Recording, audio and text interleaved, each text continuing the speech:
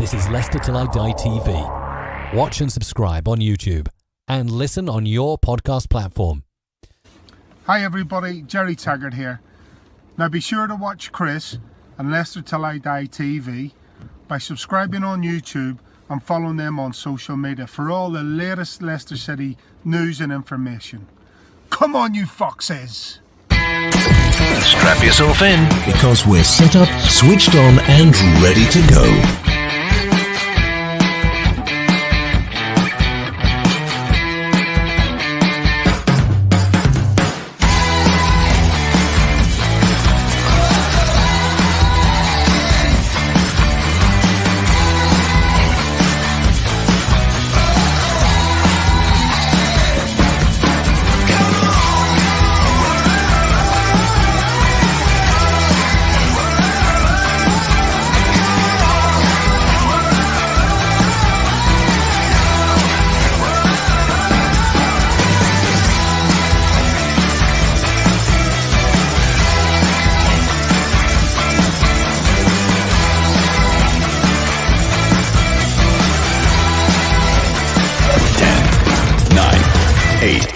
Seven, 6, 5, 4, 3, 2, 1.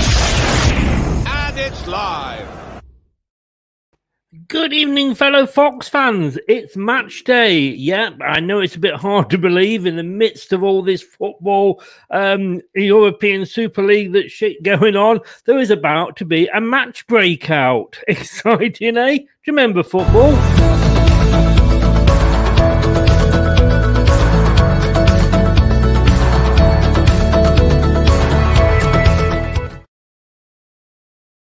We are still the Premier League at the moment. How long that will go on for, hey, who knows these days. We are still Leicester Till I Die, and you can still get us on YouTube at Leicester Till I Die TV. We are 3 off the 450 subs. Please give us a sub.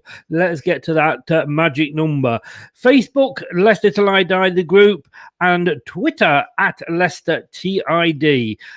We are all over the place, as is this book, but the main place you want to go to is all the W's at mindingmyownfootballbusiness.co.uk. Barry Pierpoint, Leicester's chief executive, he's the first chief executive back in the 90s. It's the story of Leicester City in the 90s, and you think there's a lot of shit going on now with everything that's going on. You want to see what was happening at our club in the 1990s. It was amazing. It's a great read. If you go purely to that website, www.mindingmyownbusiness.co.uk, you can get 30% off until the end of April, and Barry will even sign it for you.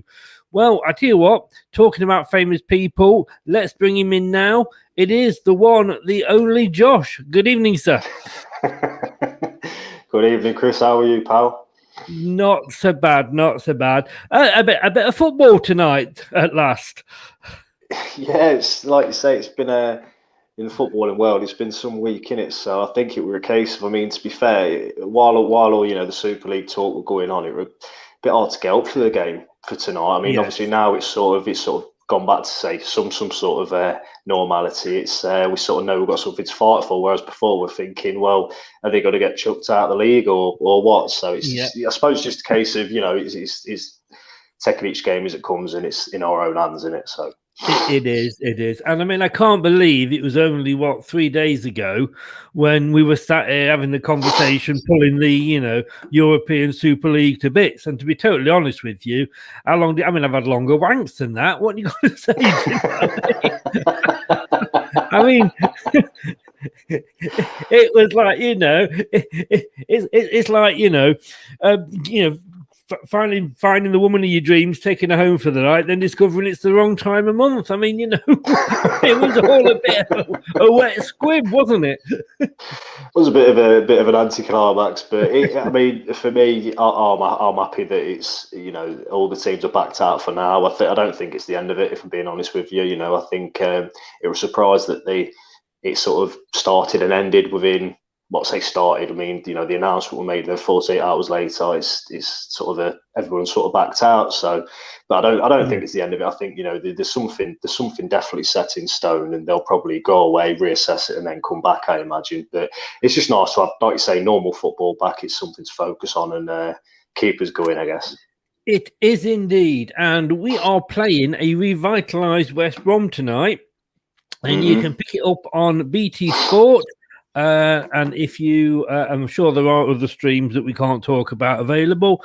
lcfc.com, BBC Radio Leicester, and BBC Radio 5 if you want to listen to it.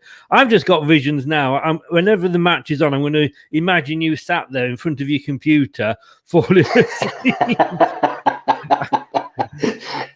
I tell you what, it would just stress, mate. Honestly, I could not sit still from Sunday. It was awful. Do you know what I mean?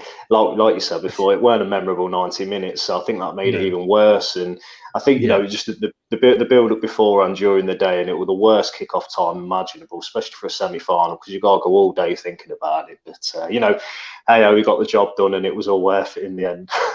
It was. We're going to say good evening to Mad Jason. Thanks for joining us, Jason. He says, come on, Leicester. And Anthony Leatherhead. Good evening, Anthony. Welcome along. I don't know if I've seen you before, but nice to have you along. 3 points. Come on, the Foxes. Let's hope so. Let's have a look at the team, because the team has been announced. And I have got to say, and I don't know if he's actually watching tonight or not. I've got two mouses here because I've got two laptops, and I keep getting the wrong one and wondering why my pointer's not moving. But if Craig, if you are watching, Craig, oh wise old sage that you are, I think you actually got this spot on tonight with his team prediction. So I'm going to give him a bit of credit for that. And you know what? Let's talk through it, because I can't find the graphic at the moment. But have you seen the team, Josh? I have indeed. Yeah, I have. It is what I thought it was going to be. Apart from Luke Thomas starting, I thought Ricardo might start. I know he went off. He sort of went off, and Brendan said that he's got a slight injury. So, but I didn't think he'd be. I thought he'd start this game. Maybe Thomas would come on, and I think Ricardo's gone off as sub quite a few times recently. So, but I mean, like we've said before about Luke Thomas, he's more than ready. He's played enough first team football now to be trusted. So it's I'm looking forward to seeing him start. To be honest with you, I don't really think we've seen that much of him recently. So it'll be interesting to see how he gets on.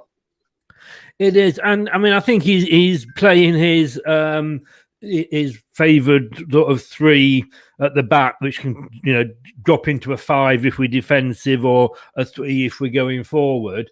And that back three, Soyuncu, Evans, Fofana, it's pretty solid, isn't it? It is, and I think Cag sort of struggled when Fofana was out, or I think it might have been Evans. I can't really remember. I know when Amati was playing alongside him in the back three. I think it was Soyuncu that was out. Yes, yeah, it was. Yeah, and for me, Soyuncu, I know after he come back from his injury, a bit hit and miss, and he didn't really come back the same sort of player. But I reckon, especially from Sunday's game, and I'd say the last 2 or 3 performances, he looks like he's back to his best. I thought he was outstanding on Sunday, as I thought the back three were, all of them, Evans, Fofana, and Soyuncu. So it's looking like we're going to see a lot more of the back 3/back 5 with wing backs. I think it's a formation that Brendan seems to favour at the minute. So obviously, the longer you play it, and the longer the lads get used to it. So it's good to see us have a settled back three anyway. Yeah, and if it's winning, and we do seem to play well, with that formation. James says there, as I've just said, Craig got it right yesterday. Yeah, let's not give him too much praise, otherwise, he'll get a big head. We'll have to go widescreen on the computers if we keep this up. Anthony, I think it is. Let's just bring it up here. Anthony, how fit is Maddison? Is he fit for starting? Well, he must be, because Brendan's not known for rushing players back, is he? Definitely not. I think he's definitely fit. I know, like you say, I think the extra week Perez and Chowdhury had off, albeit for the wrong reasons, sort of helped him as well. I mean, he come on Sunday and he looked as fit as ever. He was, turning on the ball. He had a couple of good chances. So I think it's definitely a game to play him as well, because I imagine, West Brom are going to sit quite tight, and you want a player of his ilk in the middle, sort of trying to create little spaces and little holes and dragging two defenders out, creating spaces for Vardy and Nacho. So it's all good for me, mate. I'm glad Maddison's back. Evening, Rob. Yeah, it is a big game tonight. I'm going to come on to that in a second, Rob, but I mean, that team basically is as strong as it gets with who is available. Obviously, if Barnes was available, we would want him in there. But I think that is as strong as we can get. Is it just me? And I'm not being critical here at all, but the Castagna that we are seeing now isn't, to me, the same Castagna that burst onto the scene when we first got him. Or am I being unfair there? Yes and no. I mean, when he first started, we were just playing the back four, weren't we? So it was a case of, I suppose, he was playing. Was he left back? Yeah, he was just in left back, in right back. I know they could swap over all the time. Yeah, it was one of the I think obviously he scored on his debut against these, so hopefully that's a good omen for us going into tonight. But I think as a wing back now, I think. I'm glad he's starting over Ricardo. No disrespect to Ricardo at the minute. I don't think he's fully fit. I don't think he's come back from his injury and he's set the world alight. To be honest, he's done okay, but so far it's not the Ricardo that we've seen beforehand. Whereas Castagna, I think he's done all right. He's played wing back before. He's played there for Atalanta, so he knows what he's doing. But I think at times, I suppose when you are playing wing back and literally the width is all on you attacking wise. Really, you got to get forward and get back. I think he's done okay.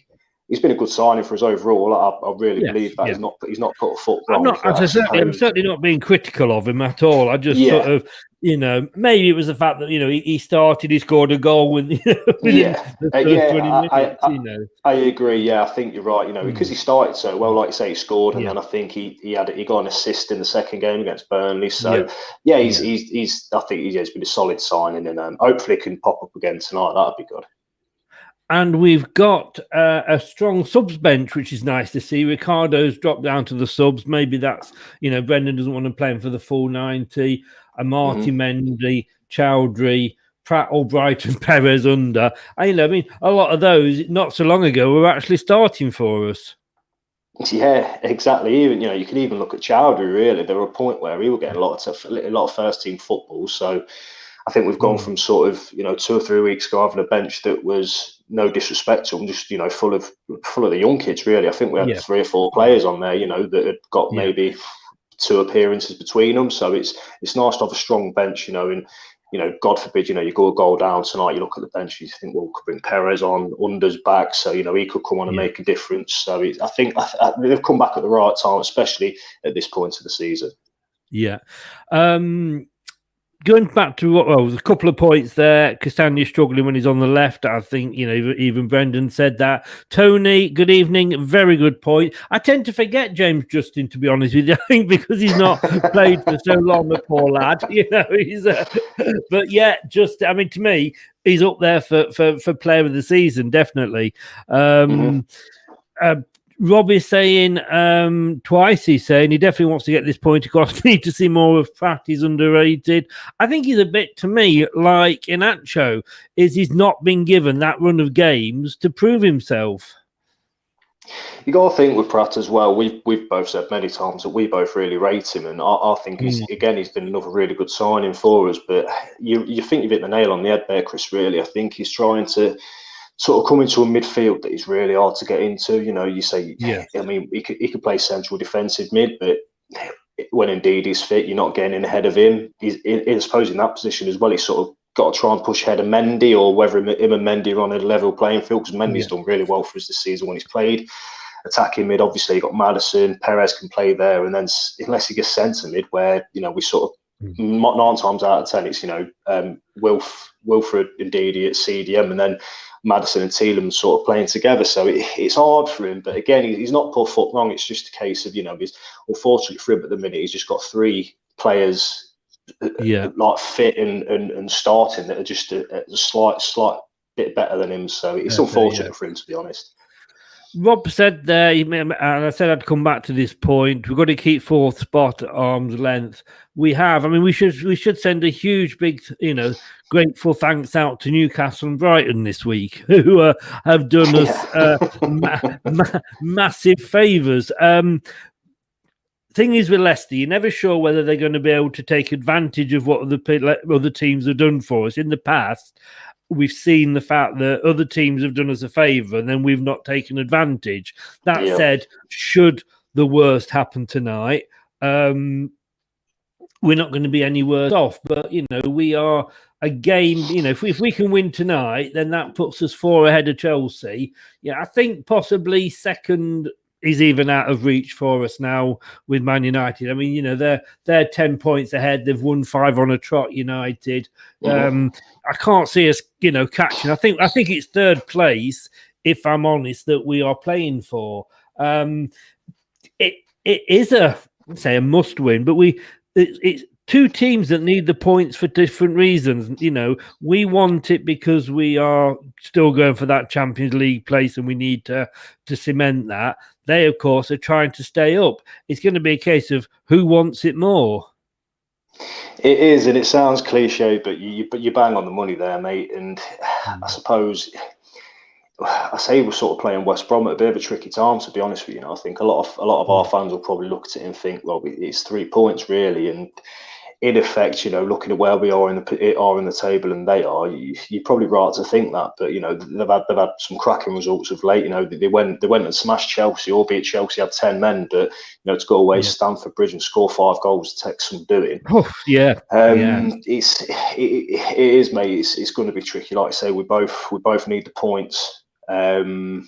It is a difficult one, to be honest with you. It really is. Yeah. I just hope that. I mean, I know we've had Man City. I know we've had Man City and West Ham. Two hardy games, but they've had Chelsea and they had Southampton who are gearing up for a cup semi-final with us as well. But going into the game, they're the team on slightly better form of recent.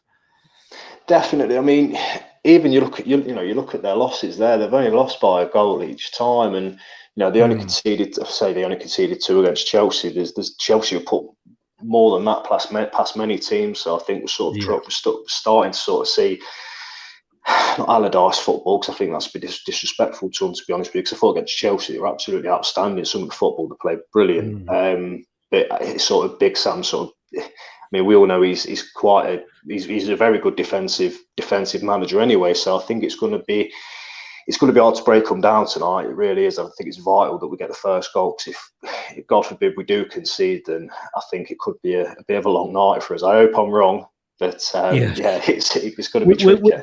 We're back to the same old question: which Leicester's going to turn up? And I know we're in the FA Cup final. I know we won 1-0. We're through.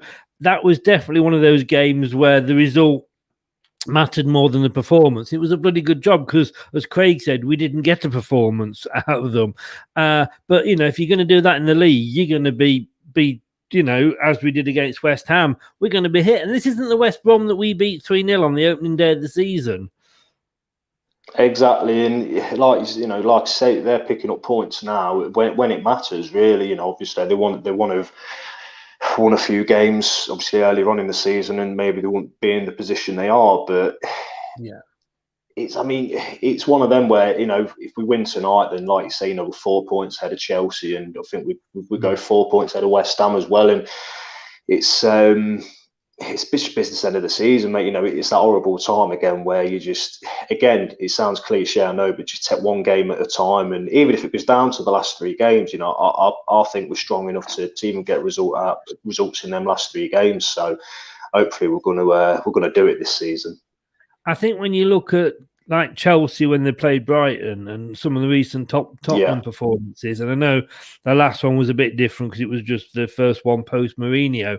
There's nothing there, I don't think, to actually scare us Man United Yeah. possibly, they're there on the good run, but it is totally. I mean, the thing with West Brom, and I feel a bit silly straight saying this when we've just literally said that they put 5 past Chelsea, but their problem this season has been scoring goals. Their average goal scored per match is 0.9. It's Right. not even. I know, I love my stats, but I mean, I know I do like them, but it's less than a goal a match. By comparison, just to put it into perspective, Leicester's is 1.7 or 1.8, so double, what West Ham, Yeah. and that, as I know, say Chelsea, you get those, games, but that has been their problem. And if our defence can hold out, unfortunately, we sometimes look like we've always got a goal to be conceded in us. But if we can stop them, getting at us, then we've got a better chance. We have, and I think that sort of goes back to what I'm saying about not conceding, especially early, really, because then sort of. He's trying to break through that brick wall of their defence, really. And like I say, I think Allardyce has done really since he's come in. I mean, I think there's still a massive chance that they're going to go down. But again, it's a game they're looking at thinking, well, we beat Chelsea, we just beat Southampton, who, let's not forget, I know they're tailing off a bit this season, but they're still a very good side, Southampton. I know, again, they got beat last night, but they've had a few decent results this season. So West Brom will look at it tonight and thinking, listen, if we get a result here, then it's definitely not over for them, for sure. No. Andy says here, we put 5 past Man City. We did, but we didn't manage to beat them the second time, did we? Again, you gotta take it in context. And the Facebook, Rob here.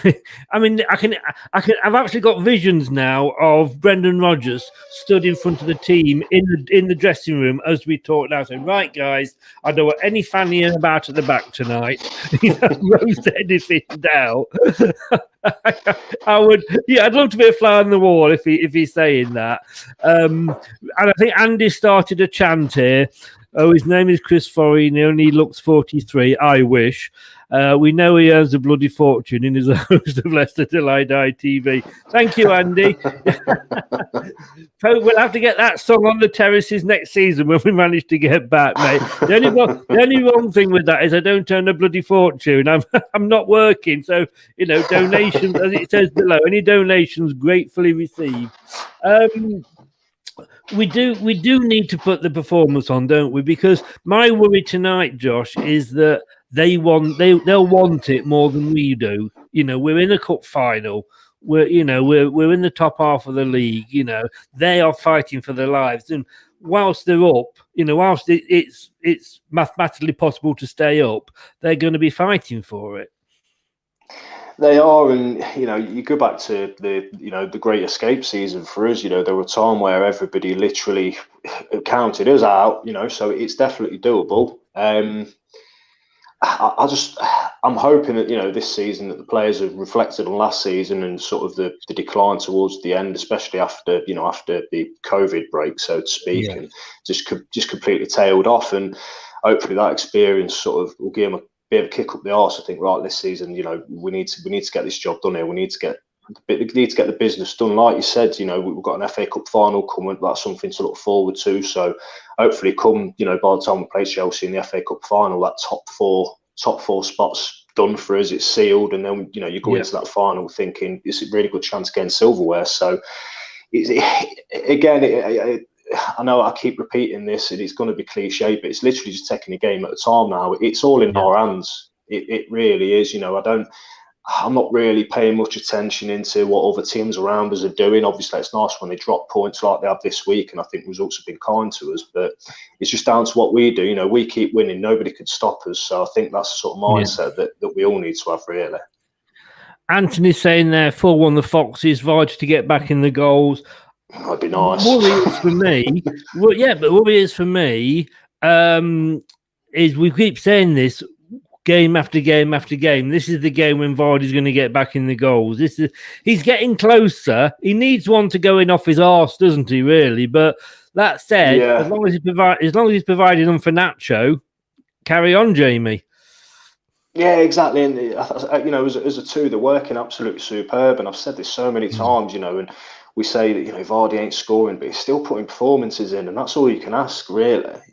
So you want your striker to score goals, and we're all used to Vardy just banging in so many a season. But I think we're seeing a different side to his game now, where he seems to be.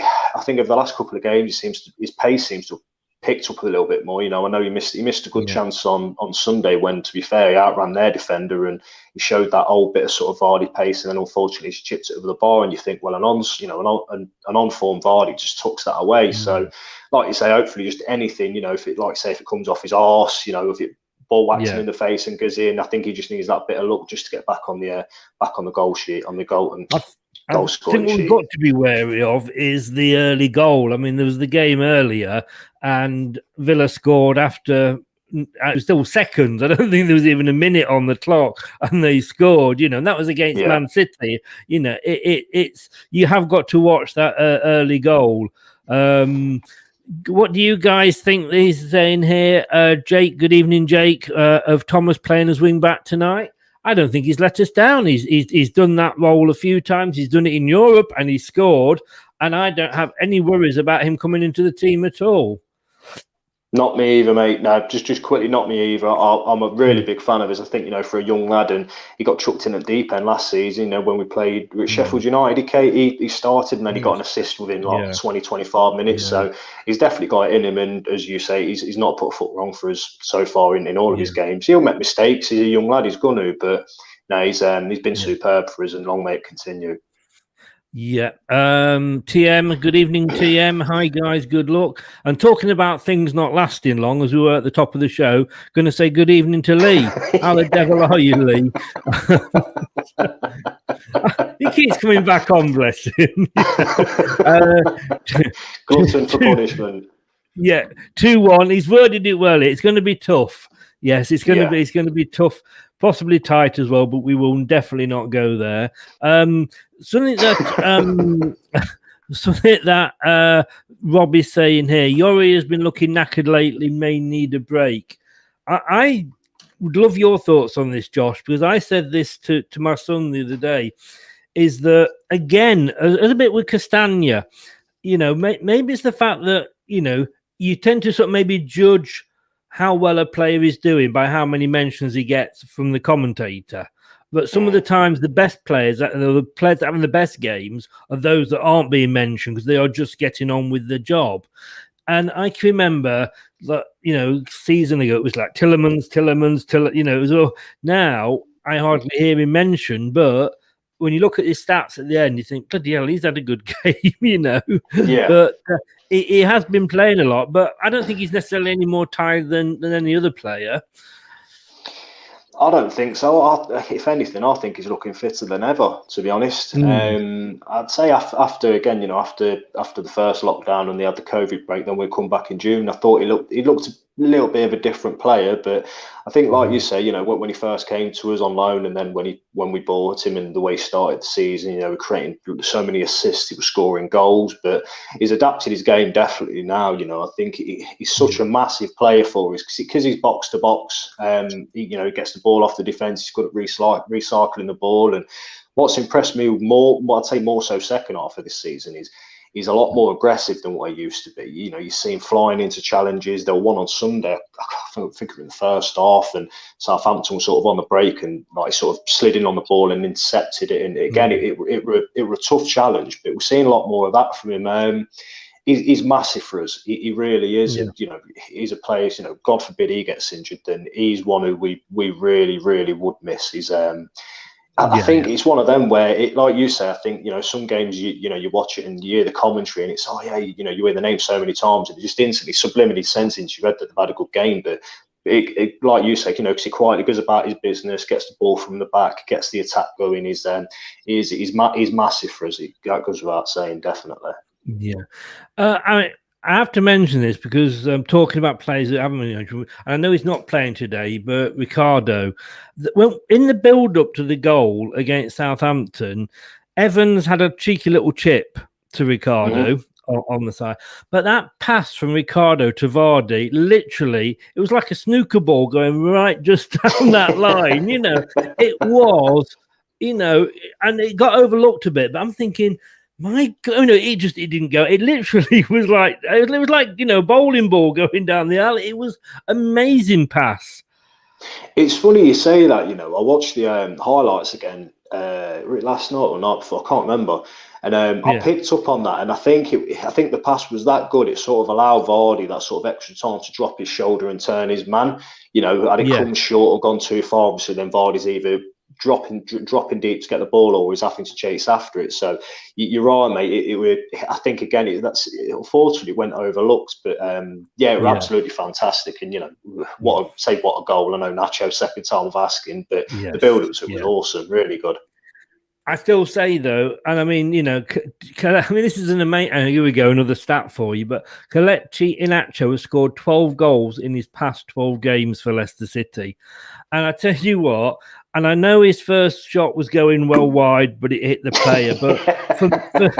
But for me, I'm old enough and ugly enough to have watched these games for so long. And not just Leicester games, England, all games on the telly, and how often a striker will have a shot at goal, it will rebound and it will go past him, but he's too bothered consoling himself because he's missed it to react quickly enough to the second, chance.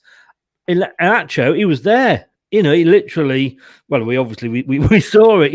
And that's what impressed me with that. His confidence is sky high at the minute, and he's just showing. He's showing, what we sort of bought him for. People have compared him to Vardy when he plays up top on his own. He's not Vardy sort of play. I think he's got more pace and a lot more confidence now than sort of what people gave him credit for 5 or 6 months ago. But he's a man in form, mate, and he's sort of finding them areas in the box exactly where you want him. And the goal on Sunday just shows that if he's not in that area, we don't score, and you're in the perfect position to obviously tuck the goal away. And it's been like that now for the last 2 months. So just need it to keep going. Definitely with him and Vardy up top, it's looking really good. A couple of points, and then we'll come on to the score predictions, and then we'll go off and get a drink and get ready for the game. Leicester could lose 3 consecutive Premier League matches for the first time since February 2019, which was under Claude Puel. Wonder whatever happened to him. Anyway, but then on the other side, West Brom could win 3 consecutive successive Premier League matches for the first time since the club record run of 4 in November 2012. It's got 0-0 written all over it, hasn't it? I was just going to say, it'll probably be a draw now. Well, is it going to be a draw? And I'm going to come back up to Stefan here. I do. One thing I do like about Stefan is his spelling is worse than mine, and I always think anybody that can make me look good deserves to have his points put up. But Christian Josh, what are your score prediction? I can't even say that word, Stefan, but I know what you mean. Well, let's have a look and let me show you what the ex-players have gone for here. Here we go. Steve Walsh and myself. He can't split us at the top. Well, you can split us. I'm 6 points ahead of him at the top of the league. Cough, Steve Walsh. We've both gone, just in case you're watching, we've both gone 3-0. Marshy's gone 2-0. Steve Lynix, he hasn't got one right all season, but of course he is an ex-Brummie as well. So he's still got those splinters in his bottom from sitting on the fence. He's gone 1-1. Josh, you can get splinters and go for the draw, or are you going for a Leicester win? From the corner, a goal from the corner. You've not said that for I don't know how long. I ain't had to since that got put to bed. I'm going to go. I think we'll win 2-1. I think it's going to be really tough. But I think we've got enough in us to definitely get the win. But it's just. It's like I say, mate. It's one of them games where both teams ideally need the win. So it's going to be a case of who wants it more. Hopefully, it's our lads, especially with the confidence from Sunday going into it. Hopefully, we can get it done tonight. I'm just hoping, because I think it's been a while since we've seen a performance from them. in the league. You know, you got the Man United game in the cup, and that's the sort of performance I want to see. And if we see that performance tonight, I think that something like a 3-0 is a possibility. It'd be nice. It'd be nice. Yeah. and I don't like Sam Allardyce anyway. I'm sorry, you know, he's. I just want to say to Stefan, I know he gets a bit flirty with Melina on the comments, don't he? And he missed Melina on Monday. He missed out. He missed it. I think he did a bit of a Lee, and I think he came late.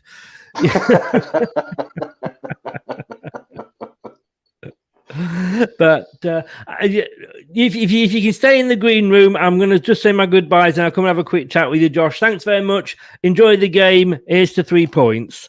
No worries, pal. Enjoy, mate. Cheers, Chris. I'll speak to you in a minute. Cheers. Thanks to Josh there, as always, keeping me company on the pre-match show. It is about 15 minutes to kick off. Just time to go and get a quick beer and get down. Let's hope for 3 points. It would be nice, and cement that top 4 place. You watching it? Join us after the show, 40 minutes after the final whistle, with me and with Brad. I had to think then. Hello, we'll be back then. Good night. Be sure to watch Leicester Till I Die TV on YouTube and follow all their social media platforms for all the latest updates and news on Leicester City Football Club. Thanks for watching Leicester Till I Die. This is Chris saying goodbye and see you next time. Some people are on the pitch, they think it's all over. It is now.